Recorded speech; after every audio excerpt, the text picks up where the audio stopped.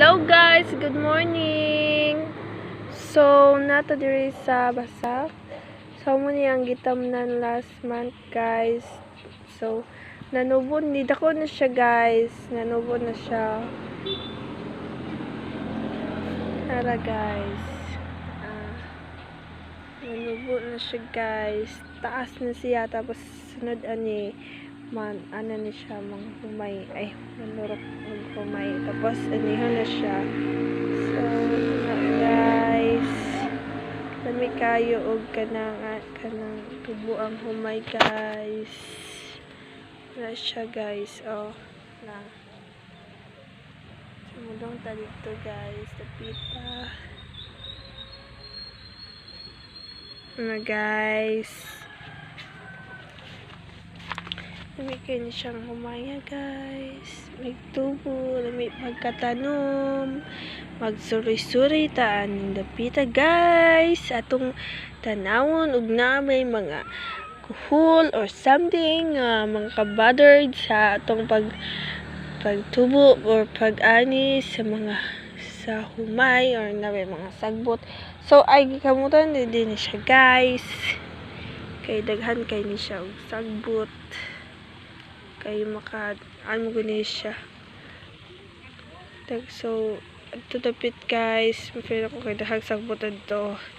Mang kamutan siya guys kay pag nasagbot like makabother din ni siya sa humay og inig abis.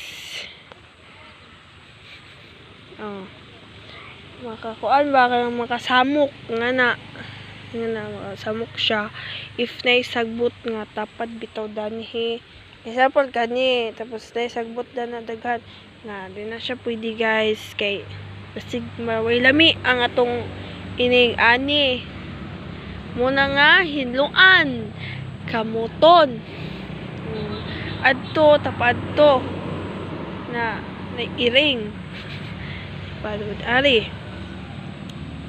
nature na muna guys.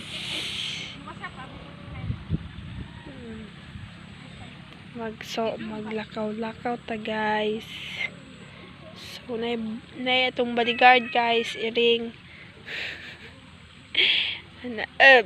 guys muna ko guys magsuri-suri ta sa atong Basak. Diba nami atong Basak guys kay tag-as tambot siguro mga February or March kay mag-abis char okay wow na guys kay ay kuan pa din siya guys kanang butangan og kanang abuno or kanang sa tawagan na kuan guys kanang fertilize ay kanang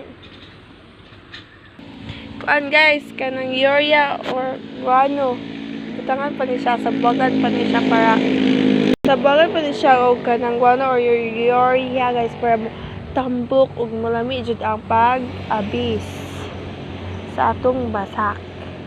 Ito naman na guys. So, to guys, thank you for watching. Bye.